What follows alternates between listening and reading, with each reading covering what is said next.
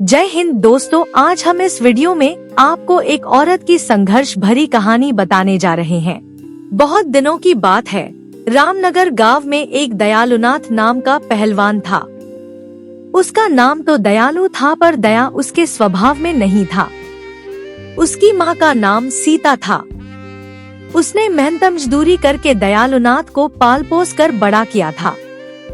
वह बेटा जो कि 10 वर्ष बाद बड़े ही मन्नतों से पैदा हुआ था।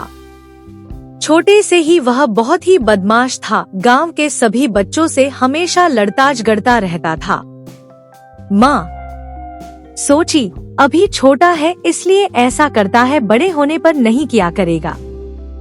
कुछ सालों बाद जब वह बड़ा हुआ, फिर भी उसकी आदत वैसे ही थी और तो और अब वह अपनी माँ की इज्जत भी नहीं किया करता था। फिर भी माँ उसे कुछ नहीं कहती थी। वह उसकी गलतियों को अनदेखा करती थी। सीता को ऐसा लगता था कि वह आज नहीं तो शादी के बाद सुधर जाएगा, लेकिन दयालु नहीं सुधरा।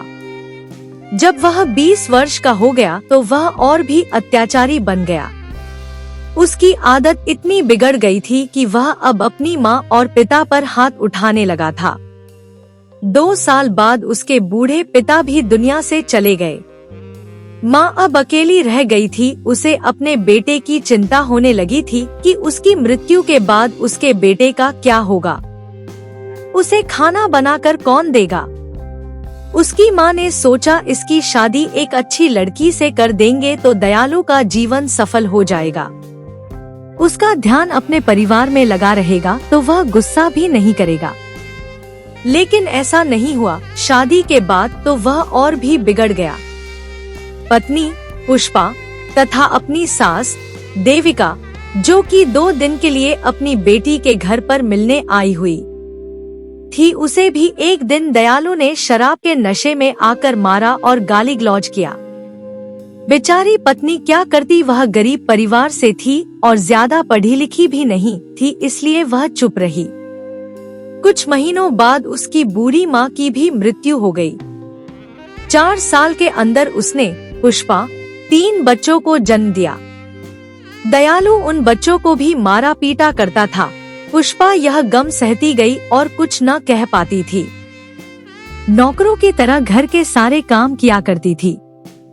रात को भी वह चैन की सांस नहीं ले पाती थी। उसका पति शराब पीकर आता और मारा करता था। 10 साल तक तो बेचारी पुष्पा जैसे तैसे करके कामकाज करती रही और अपने अत्याचारी पति की मार सहती रहती, ताकि उसके बच्चे पढ़ लिख कर अच्छे ऑफिसर बन जाए और वे उनकी माँ की तरह जीवन न जिए। भगवान की कृपा और पुष्पा की मेहनत रंग लाई। जो कॉलेज में पढ़ती थी वह M.Sc. में प्रथम आई। उसकी माँ का सपना पूरा होने लगा था। उसे अपनी बेटी पर गर्व था कि यह एक दिन बड़ा मुकाम हासिल करेगी। अचानक एक रोज उसके पिता शराब के नशे में घर आए। अपनी बड़ी बेटी रीना को बुरा भला कहने लगे और मारने लगे। रीना पढ़ी लिखी और समझदार लड़की थी। उसने जैसे तैसे करके अपने आप को बचाई, यहाँ तक कि माँ भी उसे बचाने आई तो उसे भी मारा। यह देखकर उसके दोनों भाई चुपचाप एक कोने में बैठकर रोने लगे। रीना अपनी गलती के बारे में पूछती है कि मैंने कौन सी गलती कर थी।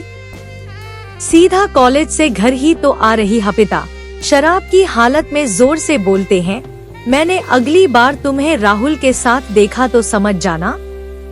रीना मध्यम स्वर में, राहुल मेरे कक्षा में पढ़ता है और वह मेरा अच्छा मित्र है।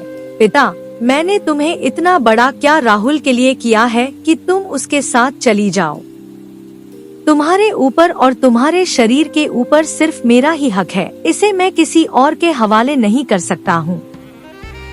रीना और उसकी माँ यह वाक्य सुनते ही चुप हो गए और अपने मन में सोचने लगे कि ये पिता है कि हैवान।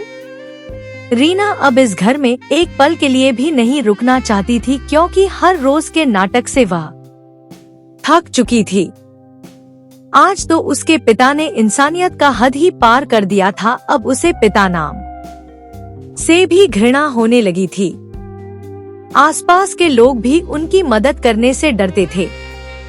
किसी ने उनकी मदद की तो उसके पिता पड़ोसी लोगों से भी लड़ाई करते थे। लोग उनकी मदद तो करना चाहते तो थे पर कर नहीं पाते थे। उसकी माँ ने उसके लिए इतना संघर्ष किया था, उसे रीना पूरा करना चाहती थी। एक दिन जब उसके पिता घर से किसी काम के लिए 2 दिन के लिए बाहर चले गए थे, तभी पुष्पा ने सोचा यह अच्छा मौका है। रोज रोज के झगड़े से तंग आकर पुष्पा ने रीना की शादी अपने सहेली के बेटे राहुल, जो कि उसके ही कक्षा में पढ़ता था, उससे करा देती है और अपनी बेटी को इस नर्क से निकाल देती है। उसी रात रीना और राहुल उस गांव से चले जाते हैं और नागपुर शहर में जाकर अपनी आगे की पढ़ाई करते हैं।